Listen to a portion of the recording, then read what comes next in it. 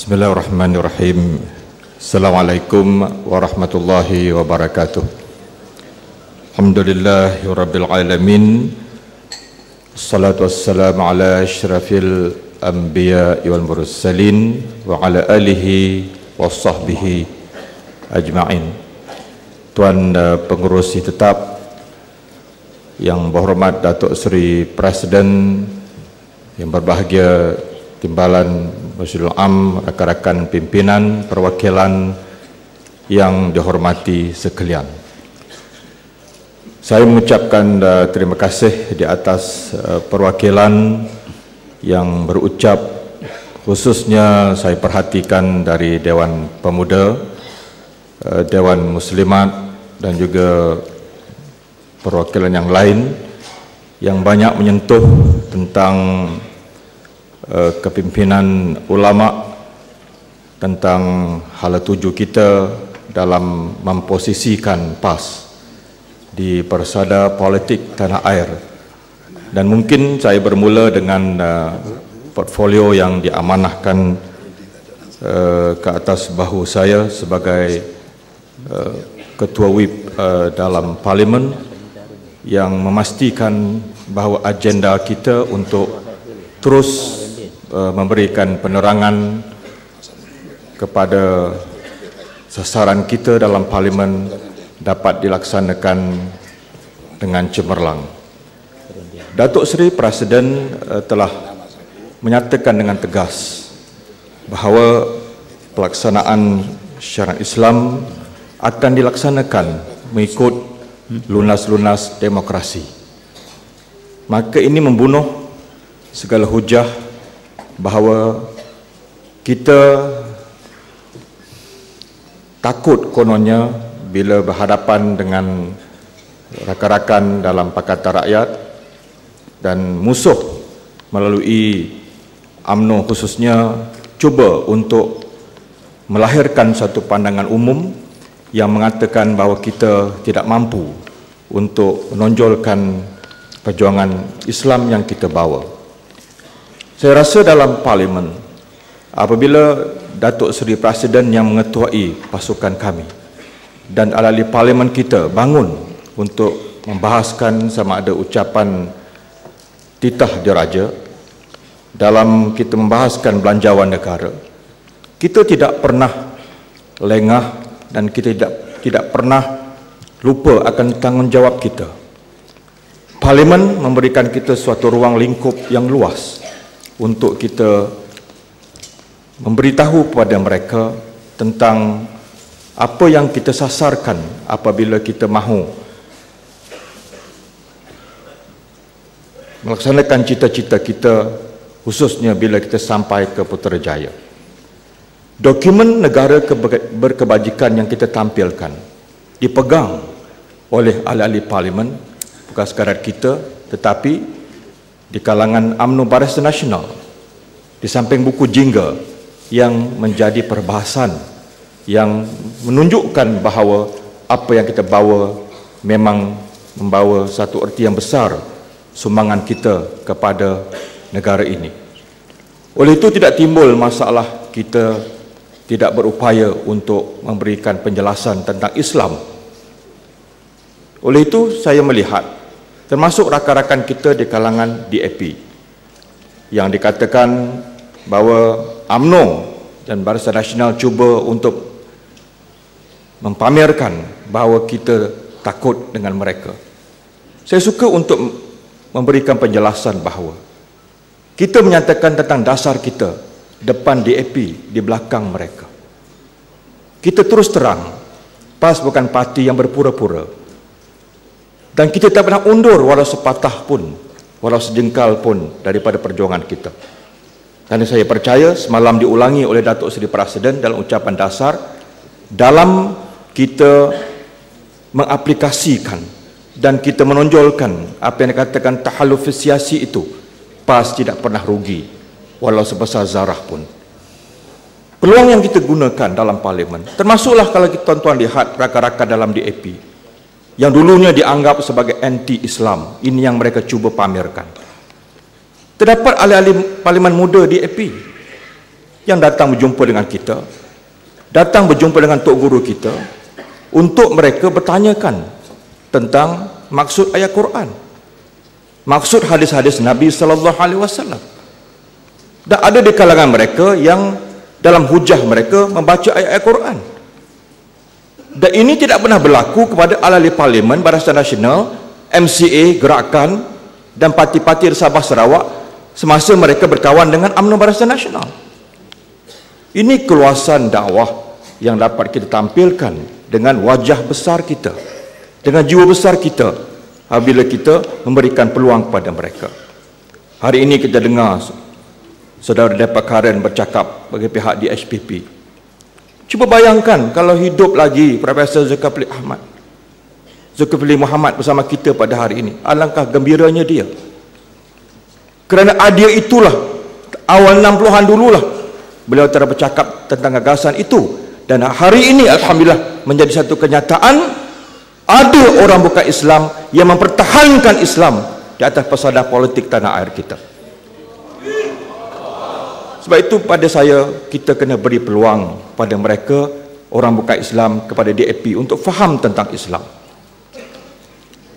Kita berkongsi dengan satu kitab yang bertajuk Fatwa Al-Kubra yang dikarang oleh seorang ulama Mesir, Syekh Mutawalli Asy-Sya'rani. Dalam kitab ini ada satu hadis yang panjang, hadis Nabi sallallahu alaihi wasallam. Cerita tentang seorang yang telah membunuh 99 orang. Kemudian dia mungkin rasa bersalah, jumpa dengan seorang abid, seorang alim. Dia tanya, adakah saya akan diampunkan oleh Allah Subhanahu Wa Taala? Orang ini kata, kamu telah melakukan satu dosa yang sangat besar. Kamu bunuh 99 orang, mana mungkin Allah mengampunkan kamu? Dibunuh orang itu. Lalu dia berjalan lagi dan jumpa lagi dengan seorang abid, seorang alim, dan bertanyakan perkara yang sama. Yang ini menyatakan pula, kamu pergilah pada satu tempat. Mudah-mudahan kamu berjumpa dengan orang yang boleh memberikan fatwa tentang kamu. Dia pergi berjalan. Di tengah perjalanan dia mati. Dipendekkan cerita, bertengkarlah dua malaikat, sama ada nak mengeretnya pada azab Allah atau memberikan rahmat. Kenapa Nabi SAW menceritakan pada kita tentang hadis ini, dan ada watak-watak ini dalam perjalanan manusia, dalam yang saya anggap sebagai mempamerkan satu dimensi keluasan dakwah yang kita harus terokai pada hari ini. Beri izin pada mereka, beri mereka perkataan yang menggambarkan kita beri peluang.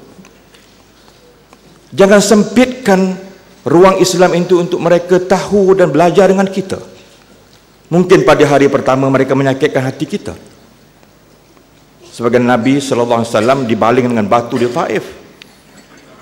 Malaikat menawarkan untuk gunung ganang itu dihempas. Tapi apa Nabi kata?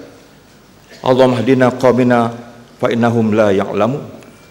Betul, beberapa tahun kemudian anak-anak dari perut mereka, anak-anak yang keluar daripada perut mereka itulah yang akhirnya membela Islam bersama Nabi dan perjuangan Islam sampai pada hari ini. Ini keluasan dakwah yang saya rasa PAS tak boleh berputus asa. Kita harus bergerak pantas. Kita harus mengambilkan tenaga kita untuk memberikan mereka keyakinan kepada kita PAS yang insya-Allah terus menjadi satu parti yang melebarkan sayap rahmatnya pada seluruh ummah dalam negara kita ini, insya-Allah. Itu peranan kami dalam parlimen yang kita rasa, saya ingin menyatakan sekali lagi bahawa kita tidak pernah lengah untuk membawa perbahasan, gagasan, pemikiran yang kita tak pernah melekehkan tentang Islam, insya-Allah, yang dipimpin oleh Datuk Seri Presiden sebagai ketua kita dalam parlimen. Tuan Menteri Tetap, yang kedua juga saya ingin menyatakan tentang kepimpinan ulama. Dan disebut tadi oleh dua rakan saya, naib presiden. Dan saya yang jahil ini pun bersyukur kepada Allah Subhanahu Wa Taala Di bawah era ulama lah pada hari ini, kalau kami boleh baca sepatah dua ayat Quran itu, ulama lah yang mengajar kami. Itu rahmat kita bersama dengan pimpinan ulama. Dan saya bersetuju, tak ada pimpinan di atas ini dan kita yang waras ini yang ingin menumbangkan pimpinan ulama ini. Tidak ada, insya-Allah tidak ada. Inilah satu kepimpinan yang kita banggakan. Kita ingat eranya bermula 83. Fadil Tun Haji Yusof Rawa sebagai presiden yang pertama, almarhum Datuk Fadil sebagai timbalan. Kemudian baton itu diambil oleh Ustaz Fadil dan timbalannya oleh Datuk Seri Presiden yang ada pada hari ini. Dan sekarang Datuk Seri Presiden memimpin kita semua. Tak timbul masalah-masalah yang kita nak hujah ulama tidak ulama. Tak timbul sebenarnya pada waktu itu. Kerana apa? Keyakinan kita kepada mereka. Saya ingin sebut, sahabat-sahabat sekalian, khususnya pada adik-adik saya yang muda, yang juga saya pernah memimpin Dewan Pemuda. Dalam era Datuk Mahfuz menjadi ketua muda dulu, saya timbalan. Kami menggagaskan satu projek, iaitu melahirkan ulama-ulama muda. Alhamdulillah, kita bangga pada hari ini lihat ramai ulama muda dapat yang bercakap. Dan saya lihat mereka lah future leader yang insya-Allah satu hari besok akan mengganti kami di depan ini, insya-Allah. Tak putus, takkan putus era kecemerlangan ini. Kita belajar daripada Ustaz Fadil, belajar daripada Tok Guru Haji Yusof Rawa, kita belajar daripada Tok Guru kita yang ada pada hari ini, Tok Guru Aziz yang ada pada hari ini. Mereka memberikan keyakinan kepada kita, bukan mereka menggoyangkan jubah ulama mereka dan mereka memaksa kita manggil mereka Tok Guru. Tidak. Mereka telah memberikan suatu track record, suatu laluan yang cemerlang yang kita baca dengan penuh bangga pada hari ini. Ustaz Fadil bukan orang senang di awalnya. Kita baca sejarah dia, anak ramai, pandai belajar, kena pinjam duit dengan orang lain untuk mendidik anak. Di pentas malam ceramah begitu gagah berdepan dengan musuh, malam hari menderita sakit kencing manis ni. Kita tahu tidur di bawah meja pejabat agung. Tok Guru kita, Presiden pada hari ini, ke hulu ke hilir dengan kereta, dengan bantal tidur di seat belakang. Fadil Ustaz Hassan Syukri, saya cerita pun dah matilah, insya-Allah. Kalah bertanding, datang mesyuarat, lantik, datang mesyuarat, terus memesir rumput di markas tarbiyah, kutip sampah. Dan di akhir hidup beliau, satu sumbangan besar, dialah yang mengemukakan suatu peraturan untuk DHPP boleh duduk pada hari ini, insya-Allah. Buah tangan yang terakhir sebelum beliau dipanggil oleh Allah Subhanahu wa taala. Oleh itu saya mengatakan bahawa respect is earned, not to be demanded. Kehormatan itu datang, bukan kita pinta. Sebab itu jangan lahirkan satu perasaan yang musuh cuba untuk memecah belahkan kita. UMNO tak boleh lawan kita, kenapa? Kita ada kepimpinan ulama. Dia cuba pecah belahkan. Setiap muktamar akan timbul isu ulama tidak ulama. Setiap muktamar akan datang jarum-jarum beracun untuk memecah belahkan kita. Sebagaimana mereka berusaha sampai hari ini untuk memecah belahkan kita dengan DAP. Itu peranan musuh kepada kita. Kita baca sejarah ini semua dengan segala kecemerlangannya. Dan saya ingin mengatakan bahawa siapa-siapa sahaja, sama ada mereka ulama ataupun mereka bukan ulama, insya-Allah perwakilan akan memilih mereka. Kita akan menyanjung tinggi konsep kepimpinan ulama ini. Ini satu dasar yang tidak mungkin berubah. Tetapi bukan kita ingin menyatakan tentang permusuhan yang cuba ditanam oleh musuh-musuh terhadap parti yang kita sayang pada hari ini. Para perwakilan yang saya hormati sekalian, ini adalah merupakan satu sejarah yang saya rasa kita baca, kita teliti, dan insya-Allah apabila kita melaksanakan tanggungjawab ini, tidak ada yang akan boleh memecah belahkan kita pada hari ini. Saya tertarik dengan isu tentang penjagaan fikrah, tentang mereka yang mungkin ada niat yang jahat. Saya cukup yakin dan percaya bahawa parti kita lah parti Islam yang dijaga oleh Allah Subhanahu Wa Taala. Mereka yang tak ada,